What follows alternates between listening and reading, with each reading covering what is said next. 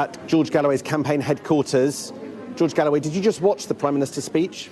I didn't watch it, but I understood the first part of it related to the Rochdale by-election. The Prime Minister has just said that your election of you to Parliament is beyond horrifying. What do you say to that?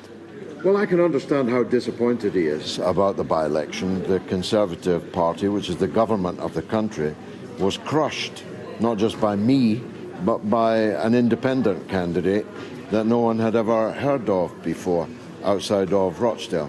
So it was a disastrous night for the Conservatives and a disastrous night for Labour.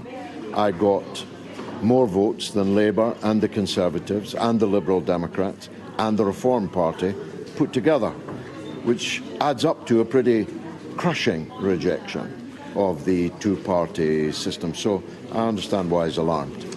I want you to address some of the specifics that the Prime Minister said about you this evening. He said that you backed Hezbollah. Is that true? I don't know what that means, backed Hezbollah. I oppose Israel's occupation of Lebanon, and I respect the right of people in occupied territory to resist their occupier. And I've done so since Hezbollah was formed and Israel occupied much of Lebanon, right up to the Litani River, regularly bombing Beirut and so on. So I'm not sure what business that is of his, because you see, Hezbollah are a terrorist organisation. Actually, they're part of the government of Lebanon, a country with which we have sovereign diplomatic relations. I had this debate with Sky's Anna Botting in 2006. It's quite an epic clip. You should watch it. More than 100 million people have. They said all these things about me in the by-election. And in the by-election, it was them that got crushed in the democratic process. So I'm not sure why he would reheat it now. The Prime Minister is saying talk that as if you are... this is God. We're talking about little Rishi Sunak in the fag end of his prime ministership. Don't talk to me as if he's come down from the mount with tablets of stone. The things that he says are somehow meant to awe me. They may awe you, they don't awe me. A lot of people have just watched what the Prime Minister said. This is your opportunity to respond to what he said. Well, he says that there are forces here at home trying to tear us apart. He is implying you are a divisive figure. You have run an election campaign that has tried to appeal, particularly, not entirely, to one section of the community. Who won the election? Me or Rishi Sunak? I've got the democratic mandate here, not Rishi Sunak. He didn't even come second. He was lucky to come third. So don't put to me statements made by Rishi Sunak as if I'm supposed to be impressed by them. He don't impress me much. We at Sky have spent some time today on the streets of Rochdale, and there are people who say that they feel intimidated by people like you and the people that have supported you. I have just and they have pointed out that you have concentrated your campaign on foreign affairs, and they worry that Rochdale will not be the winner. That's my answer to you. I was just elected with a thumping majority by the electorate in Rochdale. That's all that matters to me. So why are there people in the streets of Rochdale today worried? Well, people voted yesterday, and they voted for me. Why is that difficult for you to grasp? Why are there people on the streets worried?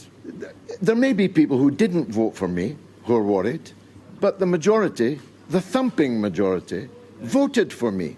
I've got the mandate, and I'm going to the House of Commons with it. And it's a mandate, you think, to do what? Because there are people that listen to what you say about whether or not Israel has a right to exist, what you say about what many Jewish people think are threatening slogans. We had this conversation last night. Why are you reheating it? Because in the light of the Prime Minister's statement... Don't keep telling me about the Prime Minister as if he was Moses. Do you not respect the Prime Minister? Do I respect the Prime Minister? I despise the Prime Minister. And guess what? Guess what? Millions and millions and millions of people in this country despise the Prime Minister. I don't respect the Prime Minister at all. What are you planning to do next week when you arrive in Parliament? Well, I'm meeting the Speaker on Monday morning, and then I'll be introduced and sworn in. I'll be escorted by the Right Honourable David Davis MP, former Deputy Leader of the Conservative Party. I don't know why he would do that if he thought I was the kind of man you're clearly implying that I am. David Davis is one of the great parliamentarians of today and this age. And I'll be taking my seat in the House of Commons and speaking for the people of Rochdale. That's what I was elected to do. And what is your message also to Keir Starmer? My message to Keir Starmer is that the skids are under you in scores of Labour seats up and down the country, because you've lost the trust, you've lost the confidence of millions of your traditional loyal voters. Now, we have now had an election where two of the candidates have alleged intimidation. The Prime Minister referenced that intimidation in his address on the steps of... to the Prime Minister as if that's supposed to impress me. The Prime Minister is the Prime Minister is a rather diminutive, diminished and degraded politician. He made a party political statement. I don't care about Rishi Sunak's attitude. What I care about is that the returning officer, a man of unimpeachable integrity, I'm sure you'll agree, declared it a free and fair election, and me as the winner, and Rishi Sunak as one of the crushed two big parties in the state. So why are two candidates? Keep repeating the same questions to me, because I have other people to talk to. So let's make this the last one, shall we? We got a party to go with. Allegations of intimidation, allegations that your supporters intimidated other candidates. Five times you've said that. The returning officer declared it last night. You were there as a free and fair election, and me as the winner. And the Electoral Commission today have said that they're going to look and talk to the parties. You have to just suck it up. I won the election. George Galloway.